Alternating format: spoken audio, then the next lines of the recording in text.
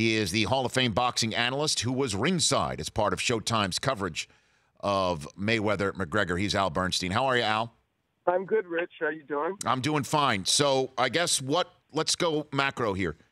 Do you think Mayweather actually executed the game plan that he went into to perfection, or was using that as a cover after the fight for having a tougher time with McGregor than anyone he expected? Well, he kind of admitted that McGregor was a little better than he thought. He said that at the press conference. He said he was better than he thought, and he actually said his dad, in laying out is Floyd Mayweather Sr., and he, in laying out the game plan, thought they would be able to get to that result a little quicker than they did.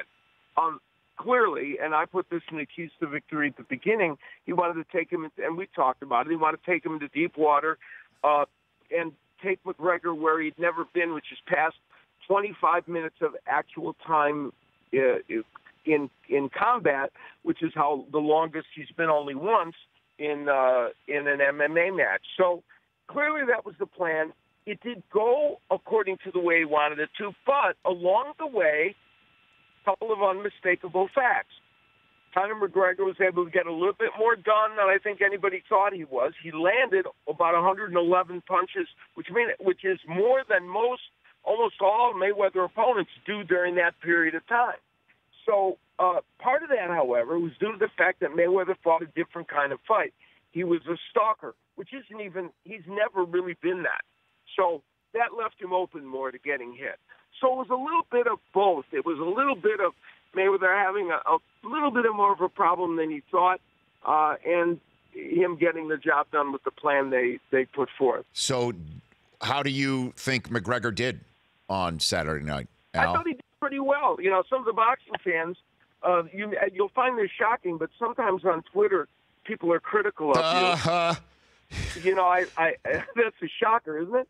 But some of the boxing fans think I was too nice to Conor McGregor and gave him too much credit. But I thought he did a fairly good job, all things considered. He demonstrated that as a boxer, his power is not there. He throws a lot of arm punches. Strangely enough, he throws with more power to the body than the head. Sometimes people do pronate their punches better to the body and get more leverage in them. But I thought generally he did fairly well, given the fact that some people thought he wasn't going to land a punch or go 5 rounds. Al Bernstein joining me here on the Rich Eisen Show. Did you agree with the stoppage of the fight? Yeah, I thought that was appropriate. I think at that juncture, he hadn't thrown a punch in over a minute. He was getting hit with big punches. He showed his grittiness and toughness and his resiliency, which we knew he had. And he's in a very tough sport in mixed martial arts. And while he's been submitted 3 times, he's never been knocked out. So we knew he was resilient, and he showed that. But I don't think you can criticize referee Bird for that. And I'll tell you something else. The referee was very patient with McGregor early in the fight. McGregor kind of reflexively, remember, was doing those hammer punches, yep, which you can do in on the top of Mayweather's head because Mayweather was following his head down. You can do that in MMA. You can't do it in boxing. I thought Bird could have even taken a point away, and he didn't do that. Well, I'm wondering if the judges did take points away, because you take a look at the cards, Al. 2 of the 3 judges had Mayweather taking 2 of the first 3 rounds of the fight. Yeah, that I do not understand. I honestly, listen, the sheer numbers, and I know it's not all done, but our show stats numbers, I mean, in a couple of those rounds, Mayweather threw under 10 punches. And I just don't know how a judge could have given any of the first 3 rounds to Floyd Mayweather, let alone 2 of those rounds. So that is a puzzlement to me. I think he won the first 3 rounds, maybe won 1 more round along the way.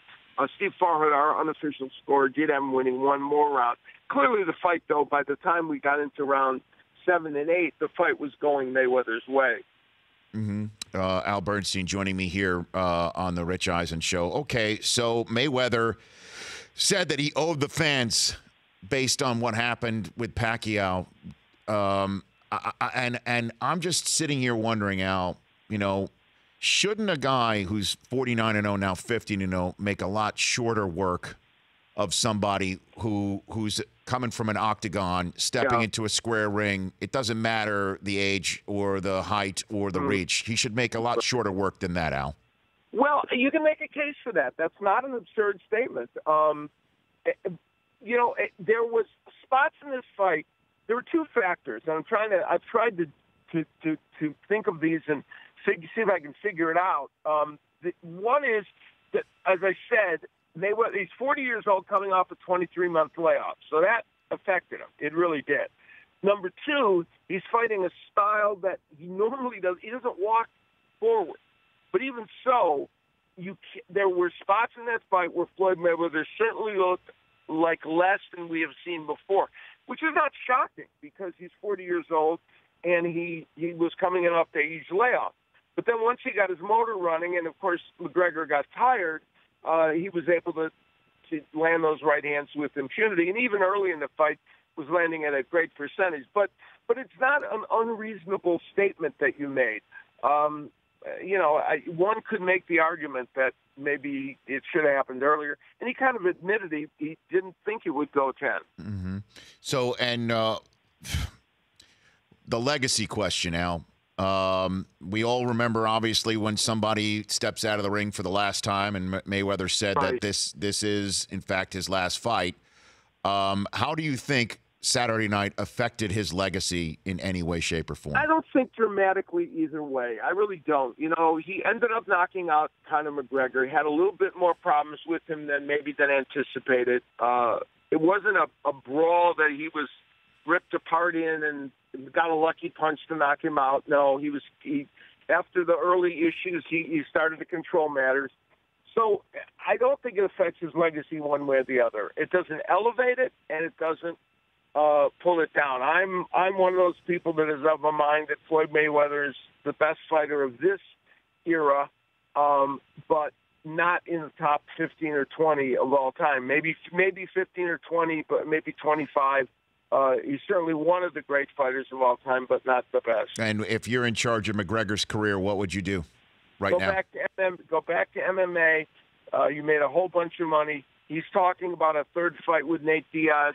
I think that makes a lot of sense. And I hope that I truly hope this is kind of a one-off for boxing and mixed martial arts because of these two great personalities. I just don't think it's, fascinating for them to mix the sports that much. I have respect for both mixed martial arts and boxing, and I think they're separate sports, and I kind of hope it doesn't become a trend. I don't know. You take a look at what we're expecting to see from pay-per-view numbers, Al. I think people would beg to differ that it's not intriguing or fascinating. Well, it was intriguing because of these two fighters. But I think, look, the pay-per-view market being what it is, let's say you said tomorrow that, I don't know, maybe not. Well, I guess if McGregor was still involved in it, so I guess if McGregor was going to find another boxer, in theory, you could sell pay-per-views. But on what level, I don't know. But I can't think of any other match featuring a boxer and an MMA practitioner where you could get these kind of numbers.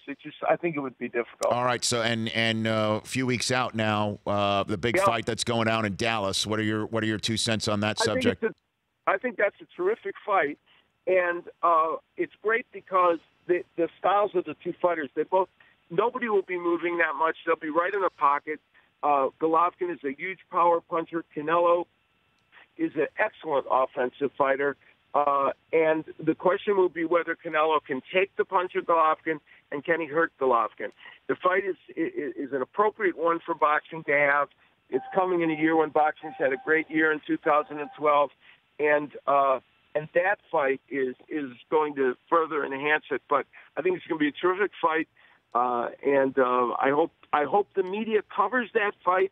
And it's not our fight; it's on another network. But yes. I'm going to say, for the sake of boxing, I hope the media covers that fight with a great zeal and intensity as we covered this one. And so we shouldn't look forward to the winner of that taking on, let's just say, Nate Diaz, somebody like that, or going to UFC ranks. No, I really don't.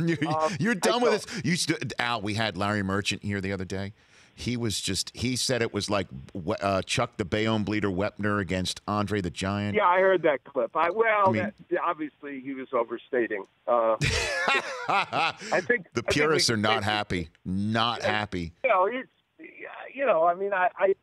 understand the viewpoint that of people that maybe this was slightly inappropriate. I totally get that. I understand it, but it wasn't Andre the Giant and Chuck Wepner. I don't think it was that. And in fact, it showed that it wasn't that, because this one man is an active participant in combat sports at a young age and did his best.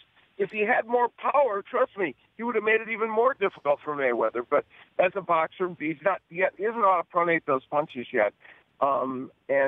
If Conor McGregor had started out, he was a boxer when he was younger. If he had stuck with boxing, he would have been a very good boxer. Our friend Shapp, Jeremy Shapp, who, as you know, has got the roots in the sweet science and covering it and talking about it. He said if McGregor fans think this is some kind of moral victory, then moral victories aren't what they used to be. He tweeted that out after the fight. The purists are not happy, Al. They're not. I know. I love Jeremy too. He's my soulmate. So I know. I don't know. Listen. Today I'm on an island everywhere. The boxing fans some of them aren't happy with me because I was nice to McGregor. So I don't know. I love you, Al. Doesn't matter. At least you're showing me a little love. Always. Take care, Al. Thanks for calling in. Take care. You got it. At Al Bernstein on Twitter. The Rich Eisen Show, weekdays at noon Eastern on radio stations across the country and audience. If you like that, please download our app. There's lots of fun things there other than just more of the videos you just saw. You can call us from the app. You can email us from the app. Just download it. Trust me, you'll enjoy it.